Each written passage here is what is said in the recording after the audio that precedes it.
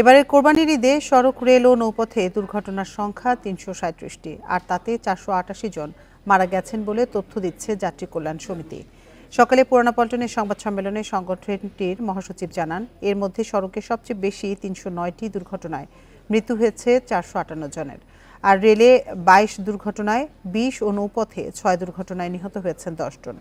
এবারে ঈদে দুর্ঘটনায় মৃতের হার গতবারের তুলনায় প্রায় ১২% বেশি। পরিবহন খাতে উদাসীনতার কারণেই দুর্ঘটনা বাড়ছে বলেও দাবি করেন তিনি।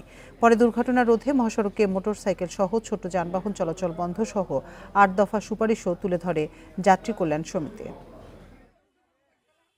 বিআরটিএ হিসেবে ঈদের আগে পরে ১৩ দিনে ২৩৫টি সড়ক দুর্ঘটনায় ২৩০ জন নিহত এবং ৩০১ জন আহত হয়েছে বলে তারা সারা বাংলাদেশ থেকে তথ্য পেয়েছে। অথচ এই ১৩ দিনে শুধুমাত্র ঢাকার পঙ্গু হাসপাতালে সড়ক দুর্ঘটনায় আহত হয়ে কেউ হাত ভেঙে, পা ভেঙে বা কেউ মাথায় বড় ধরনের আঘাত নিয়ে প্রায় ১,০০০ রোগী ভর্তি হয়েছে।